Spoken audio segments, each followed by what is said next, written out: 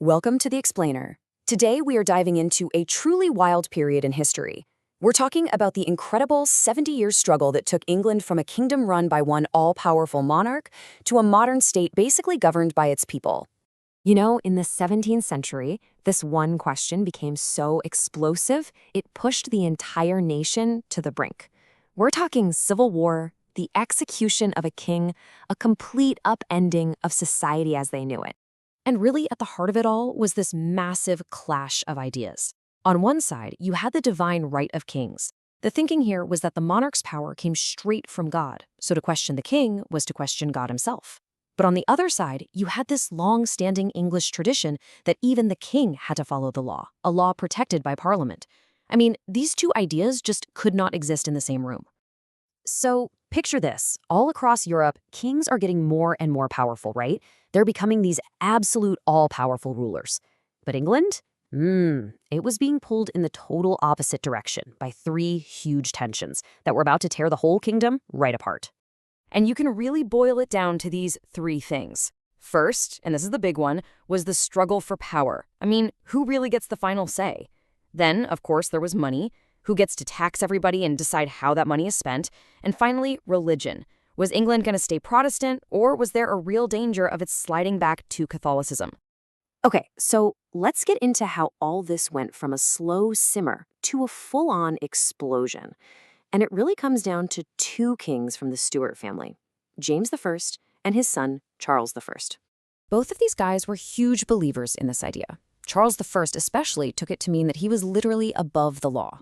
And this wasn't just some abstract philosophy. No, it had massive real-world consequences, putting him on a direct collision course with Parliament, which saw itself as the guardian of English law and freedom. So Charles gets so fed up with what he sees as Parliament's constant nagging that he does something pretty drastic. From 1629 to 1640, he just gets rid of them. He dissolves Parliament and rules completely on his own. People called it the 11 Years' Tyranny, and it was his big attempt to govern without anyone looking over his shoulder. And while all this political drama is happening, Charles is also making some powerful enemies on the religious front. You see, his policies seem to lean towards Catholic traditions, and to top it off, he married a Catholic princess. This absolutely terrified the Puritans, a growing and influential group who worried he was trying to reverse the Protestant Reformation. So you've got this perfect storm, right? The whole country is divided over power, money, and religion. Well, eventually something had to give. The arguments weren't going to be settled with words in Parliament anymore. Nope, they were about to be settled with swords and guns on the battlefield. And just like that, the country split right down the middle. On one side, you had the Royalists, also known as Cavaliers, who were loyal to the king, and on the other, the Parliamentarians, or Roundheads, who eventually put together this incredibly disciplined and professional army called the New Model Army. And what's just wild is how quickly everything escalates from here. The war kicks off in 1642. Within just a few years, that New Model Army, led by a guy named Oliver Cromwell, has completely turned the tide. And by 1649, the truly unthinkable happens. That's right. After being captured, King Charles I was put on trial for treason by his own people. He was found guilty and publicly executed.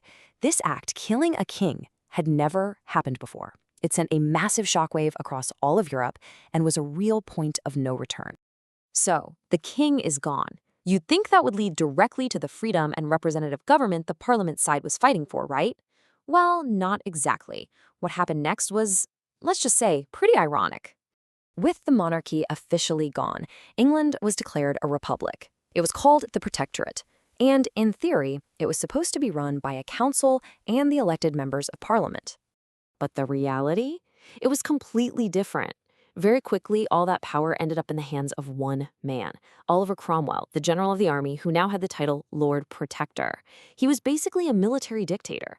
And get this, in a move that is just dripping with irony, he eventually dissolved Parliament himself, the very thing he'd fought a war to stop the king from doing.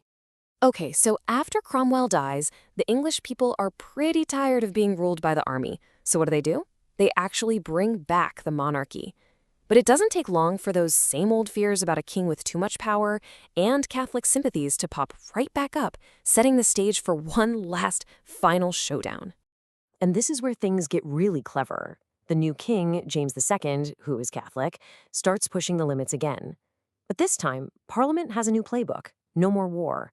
Instead, they send an invitation to his Protestant daughter, Mary, and her husband, William, to come take the throne. James II sees the writing on the wall, flees the country, and power changes hands with almost no fighting at all. That's why they call it the Glorious Revolution. So let's look at the final outcome of all this, because what they build next doesn't just change England. It creates a blueprint for government that influences democracies all over the world, even today. Here's the key. Before William and Mary could get their crowns, they had to agree to some terms. They had to sign the English Bill of Rights. This single document completely flipped the script. It officially and forever limited the power of the monarch and made Parliament the supreme power in the land. The king couldn't make laws or raise taxes anymore. That was now Parliament's job. And this really sums up the hard lessons learned during all this chaos. The execution of Charles I proved that no ruler was above the law. Cromwell's dictatorship proved that just getting rid of a king doesn't guarantee freedom. All of that painful experience led directly to the English Bill of Rights and this core principle of parliamentary sovereignty. What England ended up with is what we call a constitutional monarchy. Sure, you can have a king or a queen, but they have to play by the rules, and those rules are written by the people's elected representatives in Parliament. It was a total game changer, and it became the model for so many modern governments. When you really step back and look at it, this whole 70-year revolution is a powerful story about the constant tug of war between authority and liberty. It's a balance that's never guaranteed, and it leaves us with a question that every single generation, including ours, has to keep on answering.